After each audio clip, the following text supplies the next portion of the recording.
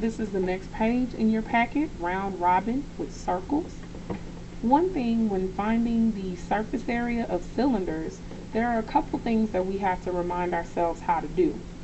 And one thing is the circumference, and the other thing is the area of circles. So this worksheet is designed to give us some more practice and to remind us how to find the area and how to find the circumference. So this is a round robin style paper, but substitute if you don't feel that this class could do it, then they can do them on their own. But if they can, then here are the directions. You want to pass your paper to the person sitting at your right, or you can go find a person to solve your problems for you. Upon completion, that person needs to sign the problem stating that they did this one, and one person should not answer the same question on everyone's paper. So for example, if I'm Dontavius and I've done number 1, I should not do number 1 on everybody's paper. I should do a different problem on every paper that I receive. So at this time, at your substitute's leisure, go ahead and start your round robin. Pause for the round robin.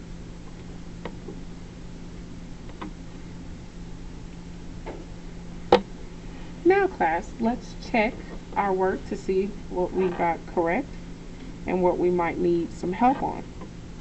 So using our YMLA strategies, I'm going to underline circumference because this tells me the formula I need.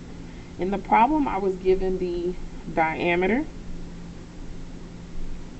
So the formula, which is on your formula chart, I'm going to use is C equals pi d, because the diameter is 3 times, the circumference is 3 times the diameter. So C equals 3 times 14, estimating. So 14 times 3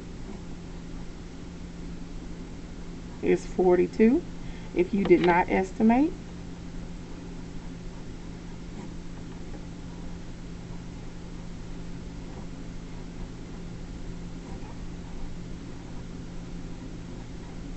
all right, 43.96. So these numbers should be pretty close. The next one, determine the circumference. So they give me the radius this time.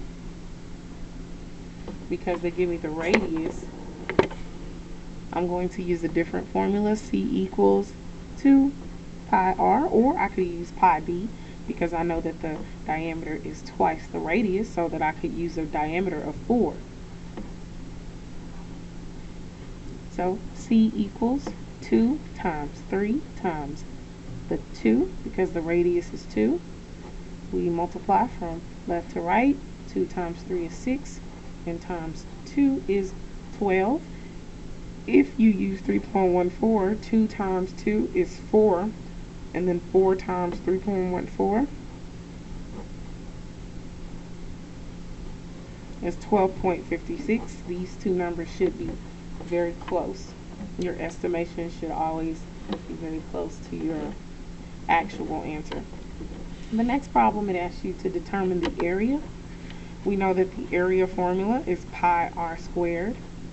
And so if I'm estimating 3 times the radius, which is 7,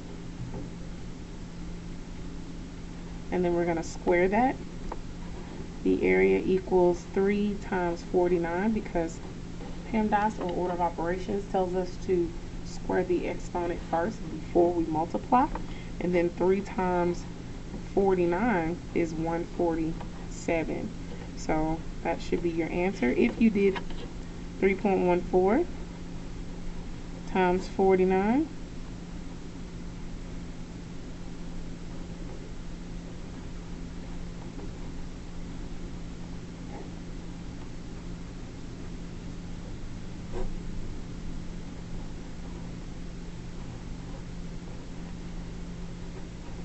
so 153.86, which is very close to 147.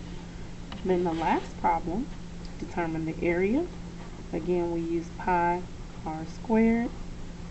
3 times 4, and the reason I got 4 was because they gave us the diameter of the circle, but the radius is always half. So 4 squared is 16 times 3. 6 times 3 is 18, 3, 1, 48. Or if you used 3.14,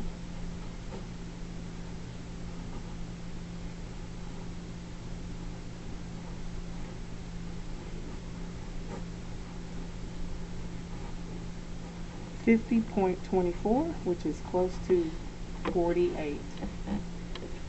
Great job, everybody. The last part here, describe the relationship between the diameter and circumference of a circle. And we did this in our pull-out tutorial, so this should be pretty easy for you to answer. I will see you next worksheet.